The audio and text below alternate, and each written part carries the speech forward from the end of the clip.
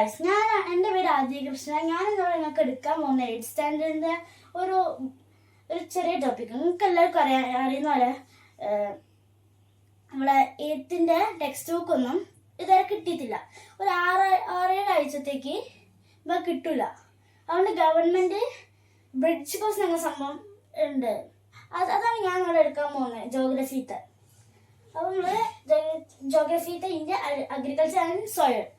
India അഗ്രികൾച്ചറിനെ കുറിച്ച് പറയുകയാണെങ്കിൽ കുറേ വെറൈറ്റീസ് ഓഫ് അഗ്രികൾച്ചേഴ്സ് ഉണ്ട്. ലൈക്ക് ഇവിടുത്തെ വീറ്റ്, റൈസ്, അങ്ങനെയുള്ള കുറേ തരം അഗ്രികൾച്ചേഴ്സുകളുണ്ട്. ഓരോ ടൈപ്സ് ഉണ്ട്. ടെറസ് ഫാമിങ്, അങ്ങനെ കുറേ ടൈപ്സ് ഉണ്ട്. ഈ സോയിൽസിനെ കുറിച്ച് പറയുകയാണെങ്കിൽ അലീവിയൽ സോയിൽ, അങ്ങനത്തെ ഓരോ സോയിലിലും ഓരോരോ ഇതുണ്ട്, ഫെസിലിറ്റി, ഫെർട്ടിലൈസേഷൻസ് ഉണ്ട്. അപ്പം ഓരോ ഇതുണ്ട്. അതുകൊണ്ട് ഞാനെന്നുള്ള ഇവിടെ അഗ്രികൾച്ചേഴ്സിനും ഇതിനെക്കുറിച്ചാണ് പറയുന്നത്. ഓരോ അഗ്രികൾച്ചേഴ്സിനും ഓരോരോ സ്ഥലങ്ങളുണ്ട്. ഇപ്പം ഇവിടെ കേരളത്തിൽ ഏറ്റവും കൂടുതൽ കൃഷി ചെയ്യുന്ന അതിലൊന്ന് റൈസ്, അങ്ങനത്തെ കുറച്ച് കാര്യങ്ങൾ മാത്രമേ ഇവിടെ എടുക്കാൻ പറ്റുള്ളൂ.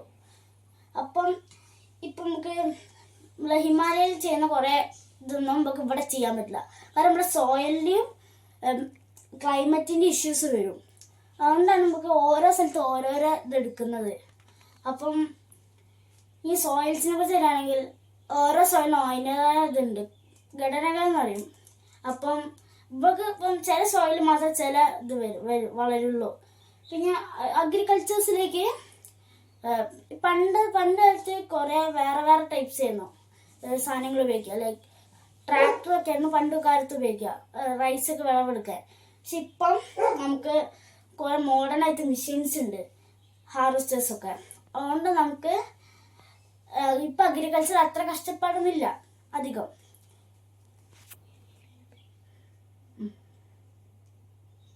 ഞാൻ അടുത്ത വീഡിയോയിൽ എടുക്കാൻ പോകുന്നത് ഹ്യൂമൻ റിസോഴ്സസ് ആണ്. അപ്പോൾ നമുക്ക് അടുത്ത വീഡിയോ കാണാം. ഇനി ഇതുപോലത്തെ വീഡിയോസ് കാണണമെങ്കിൽ സബ്സ്ക്രൈബ് ചെയ്യുക, ബെല്ലൈക്കൺ ഓൺ ചെയ്യുക, ലൈക്ക് ചെയ്യുക, ഷെയർ ചെയ്യുക.